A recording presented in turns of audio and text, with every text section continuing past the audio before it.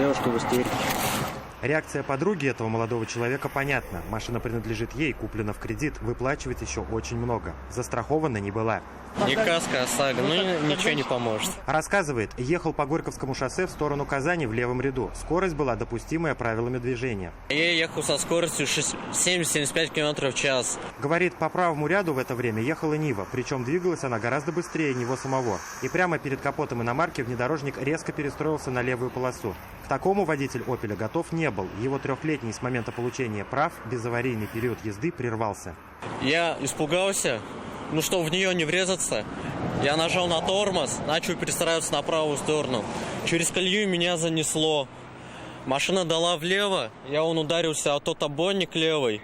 Потом меня на 360 развернуло, я еле вырулил и вот сюда вот так вот приехал, встал. Неожиданность для него вдвойне. Автомобиль только обули в зимнюю резину. И он надеялся, что держаться за асфальт автомобиль будет увереннее. Зимняя, конечно. Новая, недавно поставили, 2 недели назад. Подрезавшая его Нива тем временем спокойно уехала с места. Видел ли ее водитель последствия, молодой человек не знает. Сам не пострадал, наедине с девушкой после аварии еще не оставался. Ущерб тут только материальный. Автомобиль больше не на ходу и вполне вероятно, что разбит двигатель.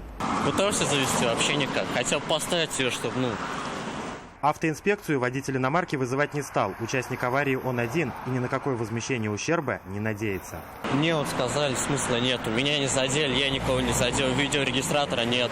Камера там и на Олимпийце ближайшие. Ничего не докажешь. Если доказать, что пострадавшая его Нива действительно была, уже невозможно, то измерить глубину колеи, из-за которой, как считает водитель, его и занесло, вполне реально. Согласно ГОСТу, глубина колеи на дороге с ограничением скорости в 60 км в час не должна превышать 3,5 см. Если она больше, то ущерб можно попытаться взыскать с обслуживающей дорогу организации. Тагир Валиди, Константин Бушуев. Вызов 112.